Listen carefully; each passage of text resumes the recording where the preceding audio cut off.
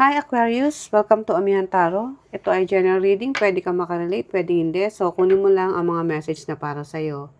At paalala uli na ang mga message from universe for this week ay gabay lamang. Nasa sa'yo ang control. At kung paano mo to i-apply sa iyong sitwasyon. Para sa mga napadaan sa aking channel, please subscribe, pakihit ang notification bell. At kung makaka-relate ka o makaka-resonate ka sa reading na ito, please subscribe, please comment, like, and share na rin. So, Aquarius, ito ang reading mo from July 20 to 26, 2026. Universe, ano ang mga message na paparating kay Aquarius this week? Ang iyong overall energy, 3 of Pentacles. Challenge, 6 of Cups. Opportunity, 5 of Coins. Past energy, the Chariot. Present, 9 of Wands. In the future, the Star. Ang iyong advice, King of Wands, and then the outcome, 4 of Coins. So, Aquarius, ang iyong energy ngayon is isang community o isang grupo na kinabibilangan mo is kailangan ng pagtutulungan at nandoon yung effort mo. Handa kang tumulong kung sino man itong mga taong to. Whether sa trabaho, sa isang organisasyon na kinabibilangan mo, o pwedeng may ina-applyan ka at ngayon yung araw na to, nitong linggo na to, pupunta ka at naka-schedule kang pumirma ng kontrata. And then, ang iyong challenge is 6 of Cups. May mga bagay na hanggang ngayon naaalala mo pa na nangyari from the past. Na sinasabi rito, kaya nagiging challenge, maaaring ito yung mga bagay na hindi naman na dapat dalhin or dalhin na energy kasi hindi naman maganda yung naging karanasan mo. So, kung ikaw ay papasok sa trabaho at naiisip mo ito, yun nga, yung mga senaryong hindi naman maganda is iwasan mo na. Pero since challenge mo, may mga oras na pumapasok pa rin. So, yun yung iiwasan mo. And then, ang iyong opportunity, 5 of Coins. Kung may struggle ka pagdating sa pera, or kung kailangan mo ng tulong, nangihingi ka ng tulong, may magpo-provide para sa'yo. At kung kinakailangan naman at nag-i-struggle ka, masusolusyonan mo. Magagawa mo siya ng paraan. Okay, ang iyong past energy, the Chariot. Ito yung bagay na meron kang pinagpilian. Either dalawang trabaho, na sa tingin mo, parehas na magbibigay sa'yo ng financial stability. At, kung sino man dito ang mauna, yun yung pipiliin mo. Kasi nga, dalawa eh. So, ang iniisip mo nun, pag ako natanggap dito sa trabahong to, yun na ang para sa akin. Kaya itong energy na to is may connection dito sa pinag-applyan mo dati o inaksyonan mo, na pinagpilian mo, so ando doon ka na ngayon, this week, whatever it is, pwedeng partnership or, yun nga, trabaho. And then, ang yung present energy, 9 of Wands. Marami kang experience na naranasan. At dahil sa mga experience na to, na yan, matibay ka na. Kahit ano pang dagok o challenges na dumating sa'yo, kayang-kaya mo solusyonan. And then, ang iyong future energy, the Star. Kung ano man yung wini-wish mo, pwede siyang mangyari. At sa tingin ko, kung talagang magiging yung positive o ima-manifest mo na mangyayari yon, mangyayari siya. Okay, ang iyong advice, King of Wands. Hindi ko alam kung sino to sa King of Wands, pero ang advice is, Pwede itong tao na mahihingin mo ng tulong, kaya nga dito di ba may struggle ka when it comes to money. At ang sabi rito, since opportunity mo, magagawa mo siya ng solusyon. At pwedeng itong si King of Wands is isang tao na tutulong sa'yo para masolusyonan mo kung ano man yung mga struggle mo sa buhay ngayon. Pwede itong pwedeng kakilala mo na o isang kaibigan o dati mong nakasama, dati pa sa trabaho mo, na bigla kayo nagkita and then nagbigay din siya ng sa'yo, ng support para makaahon ka dun sa bagay na nag-i-struggle ka sa ngayon. And then, ito na ang iyong outcome, 4 of Coins. Kung sa stability lang, gawin mo lang yung tama. Kasi kung may struggle, may tutulong. At kung sa trabaho, makakatrabaho ka, magkakaroon ka ng pera o yung financial mo magkakaroon ng level up. Hindi ka na maghihikaos ng tulad ng dati. Kasi meron kang struggle when it comes to money. So let's clarify. Clarify natin ang 3 of Coins. Isa lang po ang ating card for clarification. 7 of Cups. Choices. Yeah. Ito yung pinagpilian mo na ngayon nangyayari na. Nangyayari na dahil pipirma ka na ng kontrata. At sa tingin mo ito na yung panibagong panimula mo. Na hindi mo rin pinanghinayangan kasi nga alam mo magbibigay ito sa'yo ng ng success or financial stability. Kumbaga, inisip mo na kung ano man yung pupuntahan mo, walang nasayang. Kasi sa tingin mo maganda tong project o trabaho na pupuntahan mo.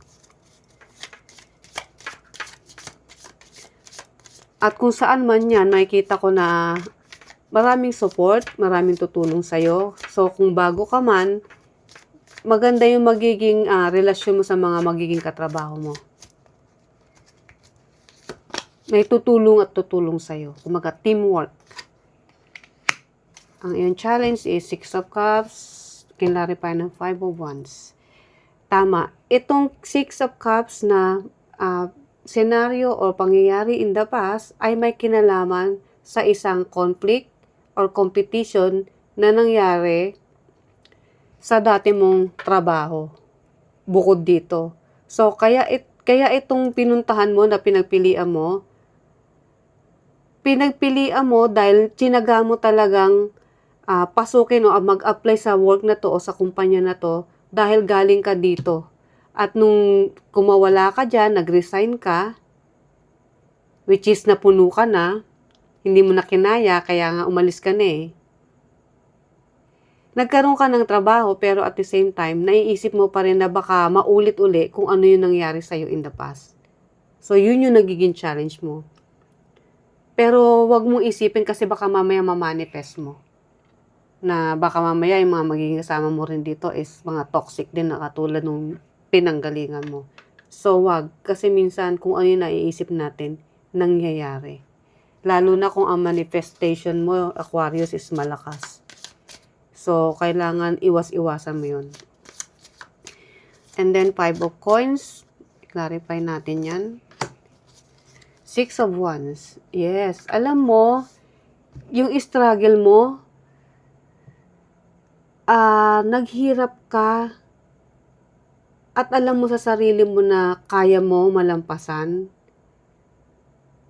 At pag nalampasan mo yun, magkakaroon ka ng, alam mo yung bigla mo mapifeel yung ginhawa na nalampasan mo at nakalaya ka sa isang sitwasyon na nagpahirap sa'yo. Nagpahirap sa'yo dahil talagang kinapos ka ng pera.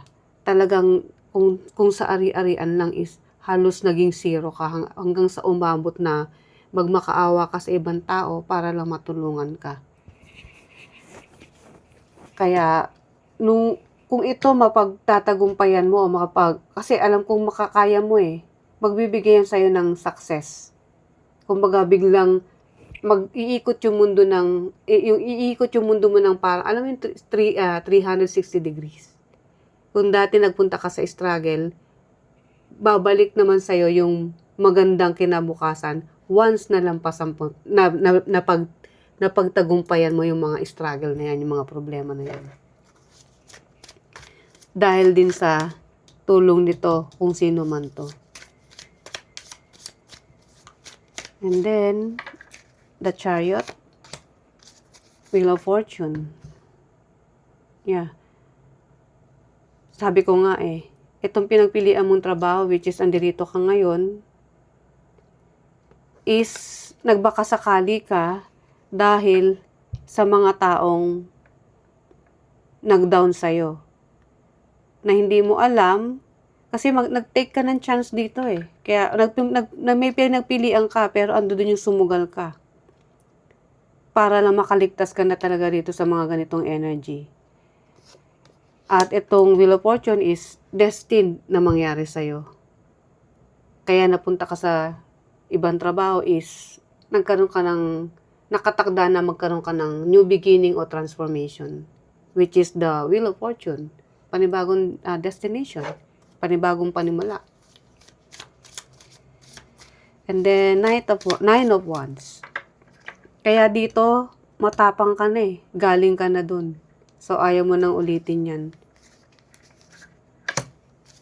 Queen of Cups.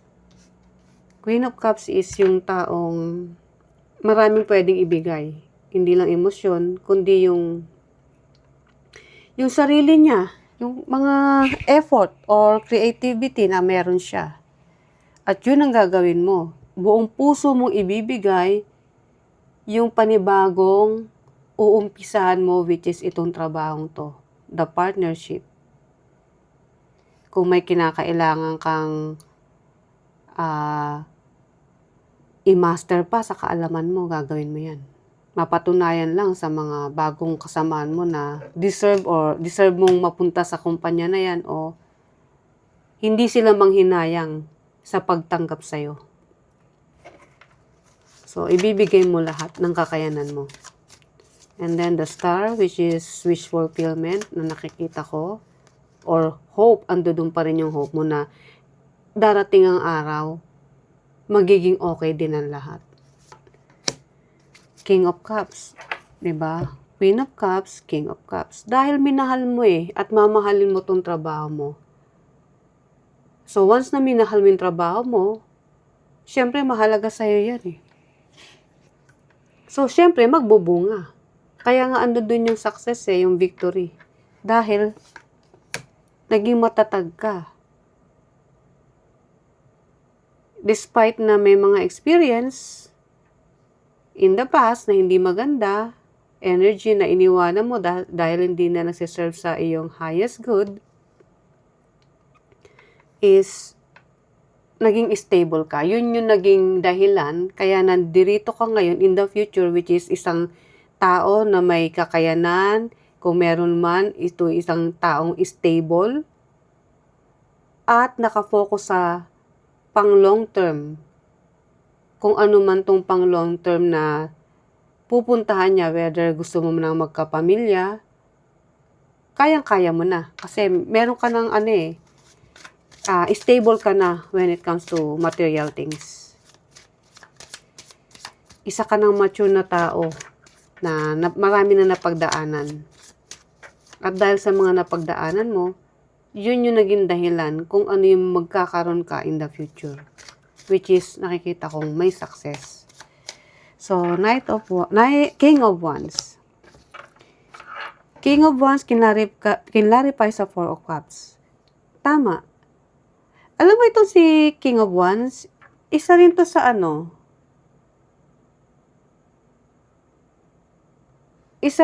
kaya ako sinasabing nakatulong sa'yo.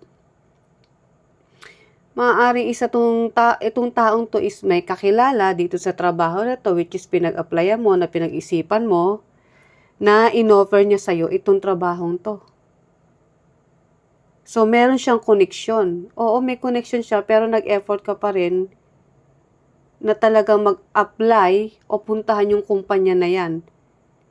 At hindi lang isang offer. May dalawa to. Kaya nga sabi ko may pinagpilian ka eh. Which is sa tulong nitong si King of Wands. Pero kahit na tinulungan ka niya, ikaw pa rin yung naging dahilan kaya ka nakapasok. May gano'n naman, di ba? Kahit meron kang backer. Kung hindi ka naman magandang sa interview, let's say in-interview ka, kung hindi ka magaling sumagot, at hindi mo napapatunayan na karapat dapat ka sa kumpanya na yon, sa tingin mo makatatanggap ka ba? Siyempre hindi. Pero may naitulong pa rin siya. Maaaring advice, hindi lang advice, o hindi lang itong ino-offer na position na a-applyan mo, kundi ando din siya para suportahan ka sa pagdidesisyon o nagbibigay din siya ng advice. Kaya nga sabi ko maaaring ito is dati mong kaibigan, or dati mong kasamahan sa trabaho. Okay, and then ang iyong outcome,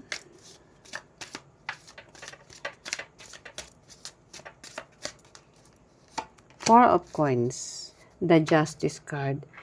Diba nga ang sabi ko, in the future, magkakaroon ka ng stability, which is yun yung pinapangarap mo, which is ito nga, stability when it comes to money. And then, dun na nagkakaroon ng balance yung buhay mo. Nagkakaroon na ng harmony. Kasi na-realize mo na tama yung desisyon na ginawa mo. Na umalis sa dati mong sitwasyon na hanggang ngayon is naiisip mo pa rin. Pero at least, experience yun na dinala mo at dahil dun na-motivate ka. At ayun nga, in the future, ayan na. It's stability, balance, na makukuha mo. Okay, Aquarius, ano ang iyong oracle card? Ang message from oracle card ay Coral Crown. Forgive yourself and others, see? Freeing yourself from the burdens of the past. O, diba? Timing na timing talaga. Ang galing. Tanggalin mo na raw yan, hindi na ng energy yan eh. Past is past. Kung hindi ka makakawala dyan, hindi ka makaka-move forward, di ba? Pero ang ginawa mo is maganda. Hindi mo hinayaan yun na maging blockage sa'yo. Kaya nag-move forward ka, pinilit mong bumangon, may tumulong sa'yo pero ikaw mismo pinilit mo magbago at bumangon para magkaroon ng magandang outcome yung sitwasyon mo sa ngayon at sa mga susunod pang darating in the future. So Aquarius, ito ang iyong reading. I hope nagustuhan mo. See you ulit sa mga susunod pa reading. Bye!